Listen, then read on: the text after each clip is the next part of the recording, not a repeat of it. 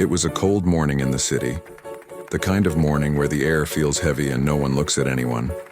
Cars moved fast, horns echoed, people hurried to work holding their coffee cups, and among all that noise, a man sat quietly on the corner of the street. His name was Jack Turner. Jack wasn't like everyone else. His clothes were torn, his boots were old and covered in dirt, his hair had gone gray, and his face showed years of pain and silence. He sat beside an old broken piano, one that looked like it hadn't been tuned in forever. Still, Jack's hand rested gently on the keys as if it was something precious, something alive. People passed by him every day. Most didn't even turn their heads. Some crossed the street to avoid him, and a few looked at him with disgust. Someone whispered, "He's probably drunk." Another said, "He should get a job." But no one knew who he really was. No one cared to ask. Jack didn't argue. He didn't beg. He just sat there quietly, eyes distant, like he was remembering another life. A small cardboard sign lay next to him. The writing faded from rain. It said, "Can I play for food?" People read it and smiled mockingly. Some laughed. A few tossed coins, but most ignored it completely. Jack didn't blame them. He knew how the world worked now. Fame fades, kindness disappears, and even music can be forgotten. That piano was all he had left. It was missing a few keys, its wooden sides cracked. But to Jack, it was still his voice. Every time he touched it, he felt something alive inside him again. He would softly press a key, listening to the sound disappear into the city noise. Sometimes he imagined applause. Sometimes he imagined his old concert hall, shining lights, a crowd listening with their hearts. As the morning went on, a light drizzle began to fall. Jack pulled his jacket tighter. He hadn't eaten since yesterday. His stomach hurt, but his eyes still carried a quiet dignity. He wasn't begging. He was offering something. Music for food, not pity. Across the street, people stood outside a cafe, sipping lattes and laughing. They could see him, but no one really saw him. One of them joked, "That guy thinks he's Beethoven." The others laughed, their voices mixing with the sound of traffic. Jack heard them, but he said nothing. Instead, he placed his fingers on the keys and played a few notes. The sound that came out was soft and broken, but it carried warmth, even in the rain. A melody that didn't ask for attention, but couldn't be ignored either. For a brief moment, a woman walking by slowed down, listening, but then her phone rang and she walked away. Jack smiled faintly. He knew music was like life. People only listened when it was convenient. He closed his eyes and started to play again, this time a little louder. The melody told a story, maybe his own, a story of loss, love, and silence. But halfway through, one of the piano strings snapped with a harsh sound. The music stopped. He sighed, his hands trembling slightly. He looked up at the gray sky and whispered, "Maybe tomorrow." Then he gently covered the piano with a piece of cloth as if protecting a friend. Nearby, a little boy stopped and stared at him. The boy tugged his mother's coat, saying, "Mom, he's playing music." But she pulled him along, saying, "Come on, don't talk to strangers." The boy looked back one last time, his eyes full of curiosity and something else, empathy. Jack leaned back against the wall, his mind drifting far away, to a time when he wore a suit, not rags, when the piano wasn't broken but grand and shining, when crowds clapped and cheered his name. But that was before the war, before everything changed, before he came back to a world that had no place for him. He thought about the nights when the sound of gunfire replaced music, when his fingers were used for survival, not art, when every dream was buried under dust and fear. He came back to silence, no stage, no family, no home. And so he sat here playing for food, not because he had to, but because it was the only way to feel alive again. As evening approached, the city lights began to flicker on, people rushed home, the rain had stopped, but Jack stayed, his fingers brushing against the keys once more. He played softly, a tune only he understood, the kind of tune that can make your heart ache even if you don't know why. For a moment the street felt still. A taxi slowed down. A woman standing nearby turned her head. A dog stopped barking. The world seemed to listen. And then, just as quickly, it moved on. Jack looked at the few coins in his tin can, barely enough for a sandwich, and smiled anyway. Not because of the money, but because for a few seconds he had shared his soul again. He packed up slowly, whispered to the piano, "Thank you, old friend," and walked toward the alley where he slept. He didn't know that tomorrow would change everything, that someone had noticed him, that a camera had captured that short melody, and that his forgotten name, Jack Turner, was about to rise again.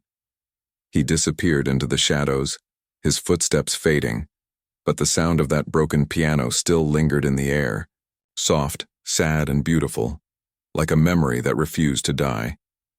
The next morning, the same corner was alive again with city noise, buses rumbling, coffee machines hissing, people hurrying to work with tired eyes. Jack sat in his usual place beside the old piano, his breath making little clouds in the cold air. The cardboard sign still read, "Can I play for food?" But now the ink was almost washed away. A group of teenagers walked past him, laughing loudly. They were vloggers, always with their phones out, recording everything for views and likes. One of them pointed at Jack and said, "Hey, look at this guy. He thinks he's some kind of street musician." Another laughed and said, "Maybe he'll play for us if we give him a cookie." They all burst out laughing. Jack looked up at them, not angry, just calm. He'd seen this kind of cruelty before, people who laughed at what they didn't understand. He simply said, "If you let me play, I'll show you something worth more than money." But they didn't believe him. One of the boys turned on his phone camera and said, "Okay, old man, let's make you famous." They stood there mocking him, recording every move, waiting for him to embarrass himself. Jack quietly wiped the piano keys with his sleeve. His hands were trembling from the cold, his fingers stiff. He pressed one key and the sound came out soft but clear. Something in that sound silenced the laughter for a moment. He started to play, slowly at first, each note carrying a weight of memory and sorrow. His fingers, though rough and old, moved with grace. The broken piano came alive, its cracked body humming like it had been waiting years to sing again. The melody began to grow, deep and powerful, like waves building in the ocean. People around the street started turning their heads. One by one, the cafe crowd grew quiet. Even the barista stopped mid-pour. Outside, the wind carried Jack's music down the block, a sound that didn't belong to the noise of the city but something higher, something from the heart. The vloggers lowered their phones. Confused, they hadn't expected this. They wanted a funny clip, not a miracle. Jack's head was bowed, his eyes closed, his face calm, his fingers moving faster now. The melody telling stories words never could. Stories of love lost, dreams broken, and courage rediscovered. Then, just as the music reached its most beautiful moment, one of the strings snapped with a loud ping. The sound broke through the still air like a gunshot. Jack froze, his hand hovering above the keys. Silence fell. Everyone waited for him to continue, but Jack slowly pulled his hands away. He looked at the broken string, sighed and whispered, "Not today." His voice low but clear.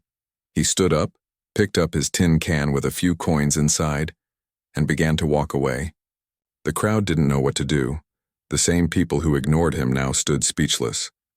The vloggers turned off their cameras, their laughter gone. One of them said softly, "Who was that guy?" But no one answered. Across the street, a young woman named Emily had been watching the whole thing. She was a music student, always searching for inspiration. She had come to the cafe to write a song, but instead she found something far more powerful. She had recorded the performance on her small camera, not for views, but because she felt she had just witnessed something rare. As Jack disappeared into the fog, Emily replayed the video on her phone. Every note made her heart ache. She couldn't understand how a man like that could be living on the street. His music wasn't just skill, it was emotion, pure and raw, like someone who had lived 100 lives. The next day, Emily returned to the same corner, hoping to find him again. But Jack wasn't there. Only the old piano sat quietly, raindrops shining on its wooden surface. She touched the keys, still warm from yesterday's performance, and whispered, "Who are you?" Later that evening, the video began spreading online. One of the vloggers, feeling guilty, had uploaded it with the caption, "The homeless man who played like a god." It started getting shares. People commented things like, "That's not just talent, that's pain turned into music," and, "Does anyone know who he is?" Within hours, thousands had seen it. Strangers from around the world writing messages like, "I can feel his soul in those notes." But Jack didn't know any of this. He was sitting by a subway entrance, wrapped in his old coat, unaware that the world had begun to remember him. That night, as the city lights flickered, Jack closed his eyes and hummed the melody he had played earlier. He didn't need an audience, didn't need applause. Music had always been his way of surviving. When words failed him, the piano spoke. Far away, Emily was watching the video again, each replay bringing her closer to tears. She could see it in his hands, the precision, the grace. This wasn't a man who just played music. This was someone who lived it, someone who once belonged to the stage. She made up her mind that night she would find him. She needed to know the story behind that music, behind those eyes that looked tired but not defeated. Meanwhile, on social media, people started asking, could this be Jack Turner, the pianist who disappeared years ago? Old fans posted pictures from decades earlier comparing faces, and slowly, the truth began to rise from the shadows. But on that cold evening, Jack had no idea that his life was about to change again, that the melody he thought no one cared about had reached millions. He simply looked at the stars above the dark city and whispered, "Maybe tomorrow I'll play again." The piano sat quietly under the streetlight, raindrops tapping its keys like applause from heaven, waiting for the man who had brought it back to life, waiting for the next song that would make the world remember the legend it had forgotten. The next morning was quieter than usual. The rain had stopped, but the street still glistened with puddles. Emily walked along the same sidewalk where she had seen the homeless man play, her heart beating with a strange sense of purpose. She didn't know his name, but the sound of his music still echoed in her mind like a memory she couldn't escape. She replayed the video again and again on her phone, and every time her eyes filled with tears. When she reached the corner, the old piano was still there, standing like a forgotten monument. But the man wasn't. His tin can was gone, his cardboard sign missing. It felt strange, as if the street itself had lost something. Emily ran her hand gently over the keys. Some were chipped, others silent. Yet she could almost hear his melody return for a moment, soft and haunting. She turned around when she heard a man's voice say, "He doesn't come every day." It was the cafe owner, a middle-aged man with tired eyes. He was wiping down the tables outside. "That old guy shows up sometimes, plays a bit, then disappears," he said. Emily asked quickly, "Do you know where he goes?" The man shrugged. "No idea, but when he plays..." The whole street stops breathing. That sentence stayed in her mind all day. She couldn't focus on her classes. Her music theory notebook stayed blank every time she closed her eyes. She saw his hands, the way they moved, the emotion behind every note. She couldn't shake the feeling that there was more to this man than anyone knew. That night, Emily watched the viral video again. It had crossed 1 million views by now. Comments were flooding in from people around the world. Some said they cried listening to it. Others said they felt like they knew him. And then one comment caught her attention. It read, "He looks like Jack Turner, the pianist who vanished after the war." Emily froze. She whispered the name to herself. Jack Turner. It sounded familiar. She searched online, and soon her screen was filled with old black and white pictures, posters, and concert reviews. There he was, a young man in a suit smiling beside a grand piano. Headlines read, "Jack Turner, the soul pianist of America," and "Turner's music brings audiences to tears." Her heart raced. She scrolled further and found a photo of him saluting in a soldier's uniform. Then another article saying, "Famed pianist joins army during conflict, career on pause." But there was nothing after that. No comeback tour, no interviews, just silence. It was as if he had vanished from the world. Emily couldn't believe it. The man she saw sitting in the rain, mocked by strangers, was once a legend. She needed to find him, not for fame, not for views, but because she felt his story deserved to be told. The next morning, Emily carried a small backpack with some food, water, and a scarf. She started asking people around the area, "Have you seen the man who plays piano here?" Some shrugged, others ignored her. Finally, an old busker said, "You mean Jack?" Yeah, he plays down near the subway tunnel sometimes. When the weather's bad, Emily thanked him and hurried toward the station. It smelled of metal and dust. Trains roared in the distance. She walked down the steps and there he was, and sitting near the wall, tuning a smaller portable keyboard that someone must have given him long ago. He looked thinner than before, but his hands were steady. She approached slowly and said softly, "Hi, I heard you play piano outside. You're amazing." Jack looked up. Surprised, his blue eyes calm but cautious. "You must have me mistaken for someone else," he said. "I just play for food." Emily smiled gently. "No, I know who you are. Jack Turner." For a moment his eyes widened, but then he laughed quietly, shaking his head. "That man died a long time ago," he said. "I'm just someone who plays to forget." Emily sat down beside him, handing him the sandwich from her bag. "Maybe you don't want to remember," she said. "But your music already did." Jack looked at her with curiosity. No one had spoken to him like that in years. He accepted the food but didn't eat right away. Instead, he asked, "Why do you care?" Emily hesitated, then said, "Because your music made me feel something I thought I'd lost. It made me believe in art again." For a while they sat in silence. Trains roared past. People hurried by without noticing them. Jack finally said, "Music was all I ever had before the war. It was everything after it. It became my only way to breathe." Emily nodded, her eyes soft. "Then keep breathing," she said. "The world needs to hear you again." Jack looked down at his trembling hands. "My time is gone," he whispered. "People want new things now, not old men with broken pianos." Emily smiled and said, "Maybe they just forgot what real music feels like." He didn't answer, but for the first time he smiled faintly. It was small but real. Before leaving, Emily took out her phone. "Can I record you one more time?" she asked. He hesitated, then nodded slowly. He placed his hands on the keys and began to play.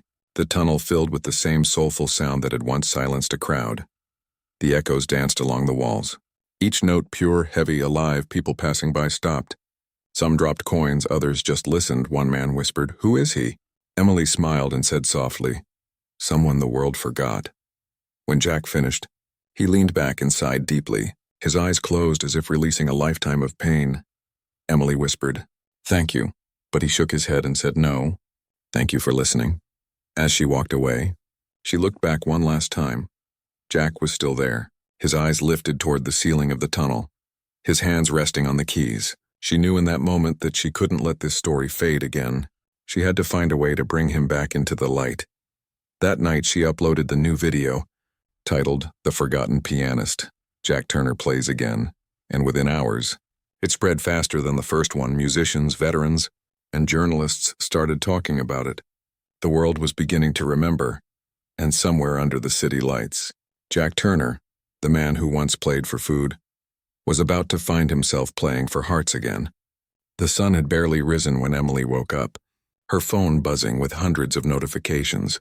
The video she had posted last night was everywhere. Comments flooded in from people around the world. Some said they had goosebumps. Others wrote that they couldn't stop crying. And one message caught her eye. It was from a retired music teacher in New York. "That's Jack Turner. I taught his first recital class. Find him. The world needs him back." Emily stared at the message, her heart pounding. She looked at the photo again. Jack's hands on the piano, his face lit by the dim light of the subway. And she knew it was true. This wasn't just a homeless man with talent. This was a legend the world had forgotten.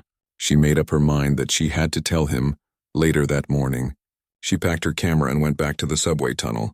But Jack wasn't there. Only the faint sound of an echoing melody lingered in the air. She searched all around, asked people if they'd seen him, and finally found a street cleaner who said, "The old piano man? Yeah, he left early. Said he was heading to the library downtown." Emily ran, the city still waking up around her. The smell of coffee, the sound of honking, her shoes splashing through puddles. When she reached the library, it was quiet inside, sunlight streaming through tall windows, and there, at one of the far tables, sat Jack Turner, reading an old music book, his hands trembling slightly as he turned the pages. She walked over softly and said, "You really do love music, don't you?" Jack looked up, recognizing her, and gave a small smile. "It's all I have left that still listens," he said, his voice tired but gentle. Emily sat across from him and slid her phone across the table, the screen showing an old concert poster. Jack Turner, the Soul Pianist, 1986 National Tour. Jack froze. His hand hovering above the image. For a moment, his eyes softened. Then he leaned back and laughed quietly, but it wasn't joy, it was pain. "Where did you find that?" he asked. Emily said, "Online, people are talking about you. They remember." He closed the book and whispered, "They don't remember me, they remember the music." "And that's fine." Emily leaned forward. "But they should remember you," Jack sighed, his eyes distant as if he was watching ghosts. "You know, when I was young, I thought music could heal anything," he said. "And for a while it did. I played on stages so bright they felt like heaven. People clapped, cried, even fainted. But applause fades, and when I went to war, I learned silence." Emily listened carefully. "Every word heavy with meaning," Jack continued. "They sent me to play for soldiers, to lift spirits, and then one night, a bomb hit our camp. I lost my friends, my hearing in one ear and part of my heart. When I came back, I wasn't the same. The world had moved on. The music industry had moved on, and I disappeared." His hands trembled as he spoke, but his voice stayed calm. "I tried playing again, but every key reminded me of what I'd lost, so I stopped. I sold everything, and one day I just stopped caring where I slept. Music became my prayer, my apology to the world." Emily's throat tightened. She whispered, "That's not fair. You gave so much. You deserve to be heard again." Jack looked at her and said softly, "Deserve? No one deserves anything. We only carry what life leaves behind," she wanted to argue. But she saw something in his eyes, a quiet peace that only people who've suffered deeply understand. Still, she couldn't give up. She reached into her bag and pulled out a photo she had printed. It showed him performing decades ago. Smiling beside a grand piano, she placed it on the table and said, "You may have stopped playing for crowds, but your music never stopped playing inside people. It's still alive." Jack looked at the picture for a long time, then said, "You really believe that?" Emily nodded. "I do. And I think you should play again. Not for fame, but for healing. For others who've been forgotten like you." For the first time, his expression softened into something between sadness and hope. "You sound like my wife," he said quietly. Emily tilted her head. "You had a wife?" He nodded slowly. "Her name was Clara. She was a violinist. We played together on tour. She waited for me to come home from the war, but she didn't make it." His voice cracked on the last word. "After that, I couldn't touch a piano for years." Emily reached across the table, her voice soft. "She'd want you to play again." Jack closed his eyes, and for a moment his face looked young again. Filled with memory, he whispered, "She used to say that music is the only way souls talk when words fail." Outside, church bells began to ring in the distance, echoing through the quiet library. Jack stood slowly, his old coat rustling. "Maybe it's time to let her hear me again," he said, his voice barely above a whisper as they walked out together. Emily felt something change in the air, a sense that destiny was waking up. The streets that once ignored Jack now seemed to look at him differently, like the world was remembering him piece by piece. They stopped at the corner where the piano stood waiting. Still broken, still beautiful, Jack ran his hand along the keys, his fingers pausing over the cracks. Emily said softly, "It's not perfect." Jack smiled faintly. "Neither am I." Then he sat down, he pressed the first note, and the sound floated into the morning air, fragile but pure, like a soul breathing again. His fingers moved slowly at first, then faster, every note carrying years of silence. Pain and forgiveness. People began to stop listening, drawn by something they couldn't name. Emily watched as tears streamed down his face, and for the first time in years, Jack Turner wasn't just surviving, he was alive. His music rising above the noise of the city like sunlight breaking through clouds. When he finished, the crowd clapped softly. Some even cried. Jack looked up and smiled at Emily. "You were right," he said. "Maybe some songs never really end." And in that moment, the man the world had forgotten began his quiet return to it. One note at a time. The morning air smelled of coffee and rain. Soft light spilling over the street as the city slowly came alive. Outside the little cafe where it all began, the broken piano stood like a soldier returning from war, its cracks patched with care, its strings newly tightened, a soft ribbon tied to one corner like a gift waiting to be opened. Emily stood beside it, her hands shaking with excitement. She had done it, with help from the cafe owner, a few local musicians, and people online who had seen the videos. She had raised enough money to fix the piano. It wasn't perfect, but it was alive again, the sound of it now clear, warm, and ready. When Jack arrived, he froze, staring at it as if seeing an old friend resurrected. His breath caught in his throat. For a long time he said nothing, just walked around the piano, his fingers brushing against the polished wood, his reflection glimmering faintly on its surface. Finally he whispered, "You fixed it." Emily smiled. "We did. Together." But Jack shook his head slowly, his voice trembling. "No, you gave it life again." A few curious people had gathered nearby, passers-by stopping to see what was happening. Some remembered him, the man who played that haunting song weeks ago. Phones came out again, cameras waiting, but this time it wasn't mockery, it was reverence. Quiet and expectant, Jack hesitated, his hands hovering above the keys, the crowd silent, the wind still. His fingers twitched slightly, then froze. Emily saw the fear in his eyes, not fear of failure, but fear of memory, the kind that hurts when it returns. She stepped closer and said softly, "You don't have to play for them. Play for yourself, for her."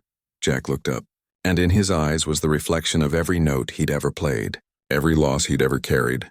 He nodded once slowly, then sat down on the old wooden bench, his shoulders straight, his fingers resting on the keys like an old soldier gripping his weapon before battle. The first note was soft, almost uncertain, then another and another, the melody building like a heartbeat learning to trust again. The sound drifted through the street, rising above the hum of traffic and chatter. People stopped walking, cups froze halfway to mouths. A little girl tugged her mother's sleeve, whispering, "Mom, listen," and even the city seemed to pause. The melody was unlike anything they had ever heard. Raw, beautiful, painful, it spoke of love found and lost, of laughter in faraway concert halls, of a man who had once been celebrated and then forgotten. Emily felt tears in her eyes. She didn't just hear music, she felt a story, every note telling the things Jack could never say. The world around her blurred, only the music existed, wrapping everyone in invisible arms. When the song reached its middle, Jack's hands began to tremble, but he didn't stop. His breathing deepened, his head tilted back, and his voice, rough and quiet, hummed along, not words, just sounds of release. People gasped. One woman began to cry openly. Another man whispered, "That's him. That's really Jack Turner." And then something magical happened. The same group of vloggers who had once mocked him were there again. But this time their phones weren't for jokes. They were capturing history. One of them whispered, "We were wrong," as tears rolled down his cheeks. The song soared higher, brighter, as if breaking through invisible walls. Every note became a confession, a prayer, a heartbeat. Jack played like the world had disappeared, like he was speaking to someone far away. Maybe to Clara, maybe to his younger self. When the final note came, it lingered in the air for a long, trembling second before fading into silence. The crowd didn't move. No one clapped at first, it was too sacred. Then one child started softly, then another, until the entire street erupted in applause. The sound rising like thunder, Jack looked up, eyes glistening. His lips trembling between a smile and a sob, he whispered, "I thought I'd never feel this again." Emily stepped forward, gently resting her hand on his shoulder. "You never lost it," she said. "You just forgot where it lived." A reporter from a local news channel pushed through the crowd, her microphone shaking slightly. "Sir," she said, "are you really Jack Turner, the pianist?" Jack chuckled quietly. "I used to be," he said. "Maybe I still am a little." The reporter asked, "How does it feel to play again after all these years?" Jack looked at the piano, then at the people around him and said, "It feels like coming home." The clip aired on the evening news, and within hours it went viral again. This time not as a sad story, but as a miracle. Newspapers ran headlines like, "Homeless veteran revealed as forgotten piano legend," and "Jack Turner plays again." And the world listens across the city. Radio stations replayed his music. Social media filled with his story, and even people who had never heard his name before began sharing his song, calling it the Melody of Hope. That night, Emily visited Jack where he sat quietly in the cafe, sipping hot tea. He looked at her and said softly, "You know, I never wanted to be famous again." Emily smiled. "You're not famous this time, you're heard." Jack laughed softly, his eyes gentle. "There's a difference, isn't there?" She nodded. "A big one." He looked out the window, the street glowing with evening lights, and whispered, Maybe it's time to give back what music gave me." Emily tilted her head. "What do you mean?" Jack smiled faintly. "Tomorrow, we'll start something new. Not for applause, but for healing." Outside, the repaired piano gleamed under the lamplight. And for the first time in decades, Jack Turner didn't see a broken life. He saw a second chance waiting quietly in the notes he still had left to play. The next morning, the city woke up to a new kind of sound. Jack Turner's music playing from car radios, shop speakers, and even the cafe where he used to sit unnoticed. His story had spread like wildfire overnight. Every news channel was talking about the homeless pianist who touched the world. And for the first time in years, people were saying his name with love, not pity. Emily sat in her apartment, her phone lighting up every few seconds, messages pouring in from journalists, producers, and music schools wanting to meet Jack. She smiled as she scrolled through them. But what touched her most weren't the headlines. It was the comments. Thousands of people writing things like, "His music made me call my father after years, and I listened, and for a moment I felt peace again." Somewhere across town, Jack sat at a small diner sipping coffee slowly, still trying to understand what was happening. The waitress handed him a newspaper with his face on the front page. The headline read, "The Soul Pianist Returns." Jack looked at it for a long time, then smiled softly. "I guess the world still has ears after all," he said quietly. As he stepped outside, people began to recognize him. A few stopped to shake his hand. One woman even hugged him with tears in her eyes. "You don't know what your song did for me," she said. "My husband was a veteran too. He used to play your records before he passed." Jack didn't know what to say, so he simply held her hand and whispered, "Then this music was for him too." By afternoon, his phone, an old cracked one Emily had given him, rang nonstop. Reporters wanting interviews, concert halls offering to host performances, and even a veterans charity asking if he'd play at their event. But Jack didn't answer right away. Fame had hurt him before, and this time he wanted to move slowly. Emily met him later that day at the cafe, carrying her laptop filled with messages from all over the world. She sat down across from him, eyes shining. "Jack, you've gone viral again. Millions of views, people want to know your story," she said. But Jack just smiled. "They already know my story," he said. "It's in the music," still Emily persisted. "This could change everything for you. You could play again, for real stages, for real audiences." Jack stirred his coffee, thinking, "Real audiences?" he said quietly. "The people who stood in the rain, the ones who cried in silence while listening. They were real enough for me. But that night something changed." Emily showed him a video, a group of veterans in a rehabilitation center playing his song on an old keyboard. Some missing limbs, others in wheelchairs, but all of them smiling. One of them said to the camera, "His music reminded us that we're still human." Jack's eyes filled with tears. He placed his hand on the screen and whispered, "Then maybe it's time I play for them." The next day, Emily helped him set up a small outdoor concert for veterans and the homeless. The cafe donated food, and the local community brought chairs and blankets. The same street that once ignored him was now filled with warmth and laughter. The old piano stood proudly in the center, decorated with flowers and a small sign that read, "Music for the Forgotten." As the sun began to set, Jack took his place at the piano, the golden light reflecting off his weathered face. Emily stood beside him with a microphone, introducing him not as a homeless man or a forgotten star, but simply as Jack Turner, the man who plays from the soul. The crowd cheered softly, not loud like in stadiums, but warm and human. Jack closed his eyes and began to play. The melody that flowed from his fingers was softer this time. Filled with hope, it told a different story, not of loss, but of healing, of second chances, of finding light even after years of darkness. Children danced near the edge of the crowd. Veterans sat quietly with eyes closed, some saluting softly when the song reached its peak. Emily recorded every second, not for fame this time, but for memory. Halfway through the performance, Jack looked up at the sky and smiled. He could almost feel Clara's presence, as if she were sitting right beside him with her violin. The wind carried her name through the air, and for a moment he wasn't alone. When the final note faded, the crowd stood in silence, not wanting the moment to end. Then slowly, applause rose like a wave. People stood, clapping, cheering, crying. Jack stood too, his eyes shining. "Thank you," he said into the microphone, his voice breaking. "I once thought music was lost to me, but it was only waiting for me to listen again."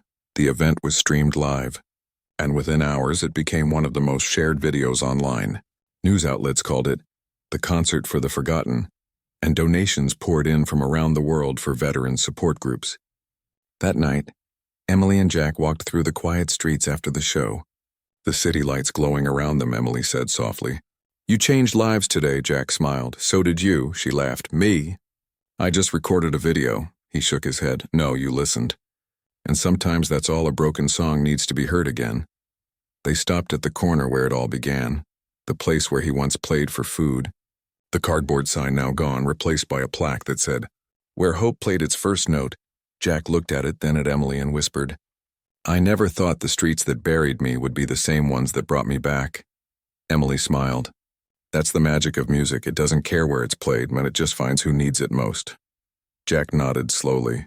Then tomorrow, he said, when we find more people who need it.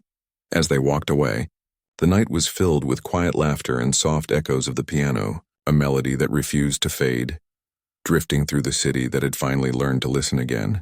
And somewhere in that sound was not just Jack Turner's comeback, but the world's reminder that every forgotten voice can still find its song. The night air was cool and soft, carrying the faint hum of the city beyond the park.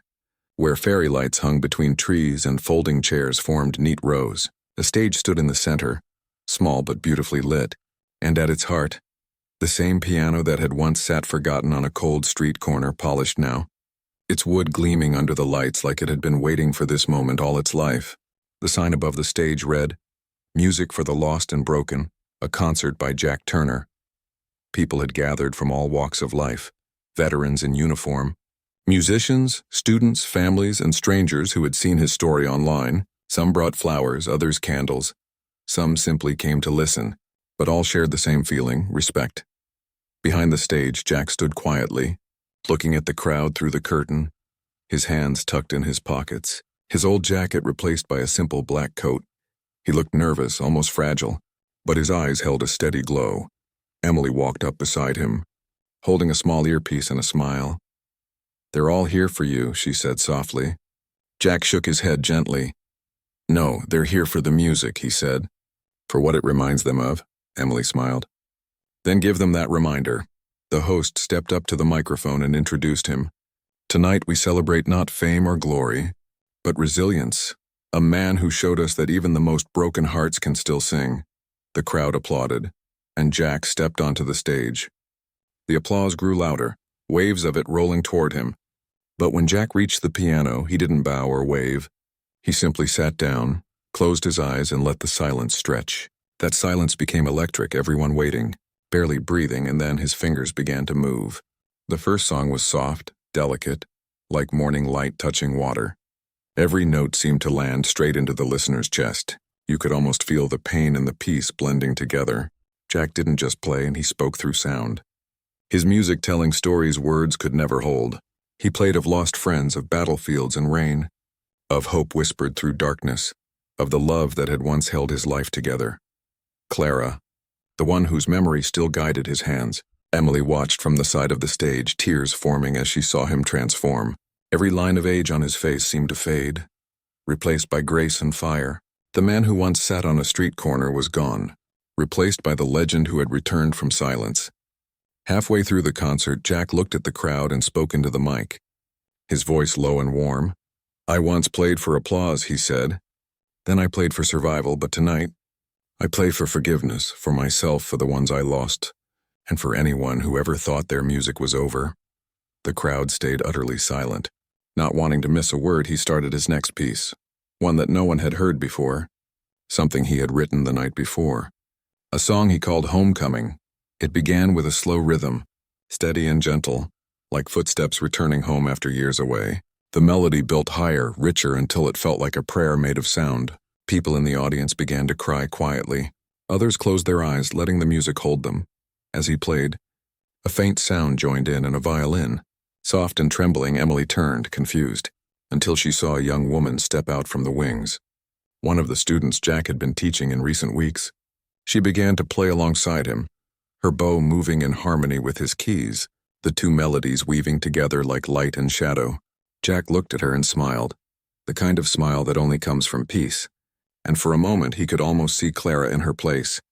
Her old violin shining under the lights. The crowd felt it too. That invisible connection.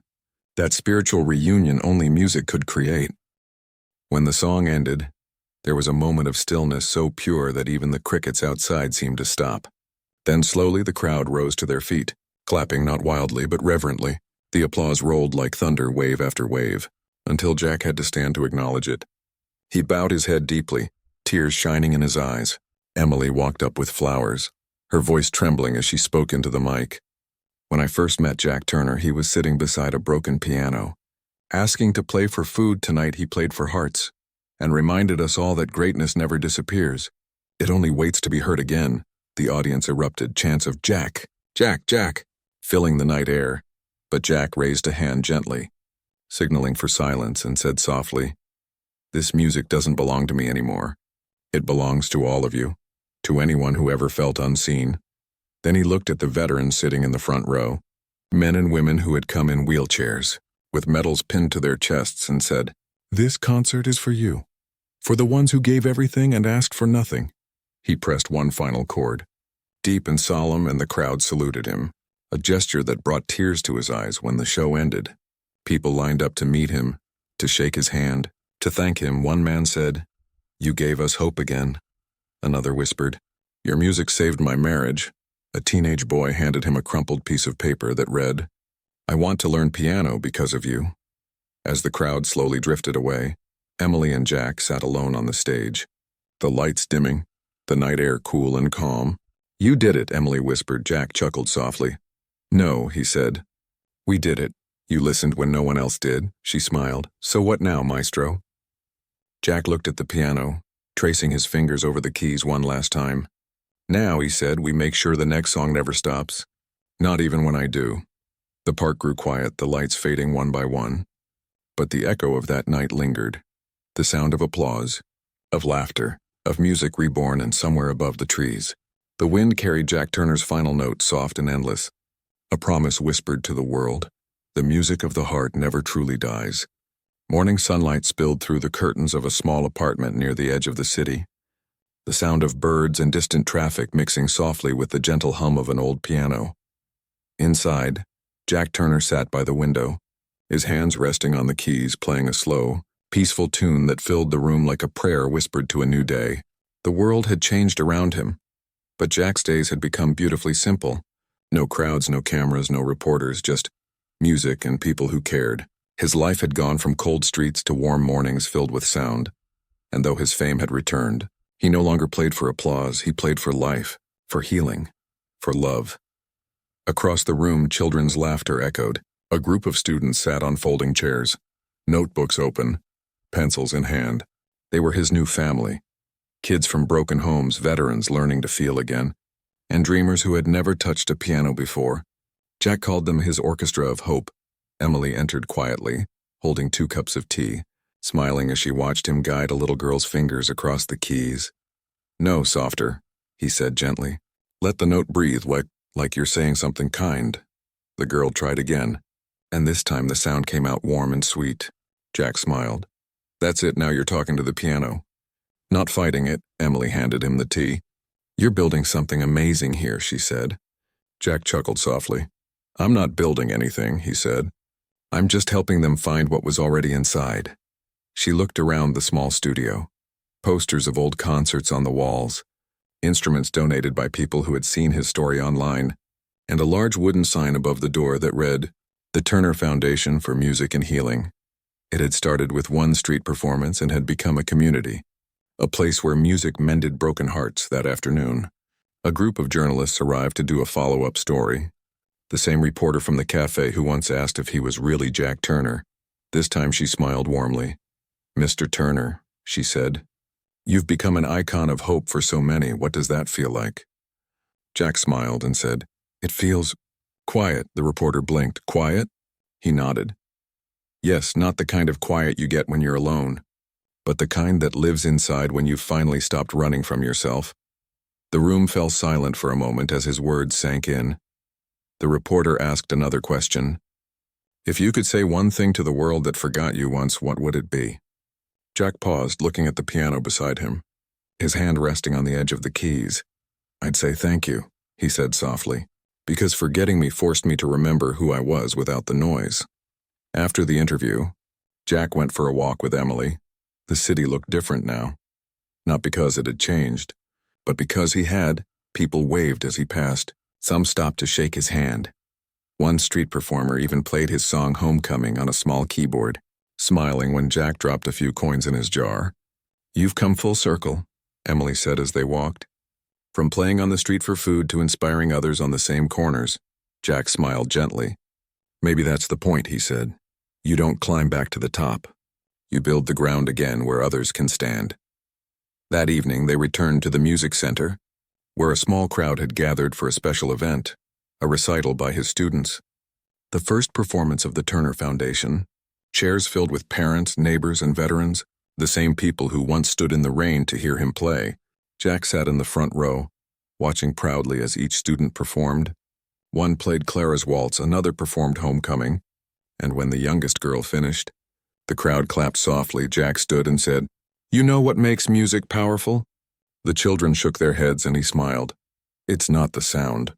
It's the silence between notes. That's where the soul hides." Later that night, after everyone had gone home, Jack sat alone at the piano again, Emily by his side. "The room glowing with the golden light of evening," she asked quietly. "Do you ever miss the big stages?" He thought for a moment, then said, "Sometimes, but those stages were about proving something. This one is about giving something back," she smiled. "You've given the world a lot more than you think." He looked at her and said, "So have you. You gave me a reason to play again." The clock ticked softly as Jack began to play one final song, slow and tender, a lullaby he called The Last Note. Emily closed her eyes, listening. The melody sounded like peace itself, gentle, forgiving, infinite. As the last note faded, Jack leaned back and whispered, "You hear that?" Emily smiled. "What?" He said, "That's Clara. She's home." Days turned into weeks, weeks into months, and the story of Jack Turner continued to ripple through the world. Schools added his music to their lessons. Veterans' hospitals played his concert videos for therapy, and street performers everywhere began writing "Play for Hope" on their signs instead of "Need money." Jack never went back to fame, because he had found something greater, purpose. Every morning he opened the doors of his center, welcoming anyone who wanted to learn, and every night he sat by the window, playing for the stars. One evening, Emily found him asleep at the piano, a faint smile on his face, his fingers resting on the keys, the final chord still humming softly in the air. She didn't wake him. She just sat beside him and listened, tears in her eyes, because even in silence, his song continued. The next morning, the sun rose over the city, golden light touching the old piano through the window, and for everyone who had ever heard his story, the melody of Jack Turner lived on, not in fame, not in money, but in every hand that touched a piano with love, in every voice that believed again, because in the end, his music had never been about notes. It had been about hearts, broken, healed, and finally whole again, and somewhere in the wind, if you listened closely, you could still hear it, soft and eternal, the sound of a man who played not for food but for the world.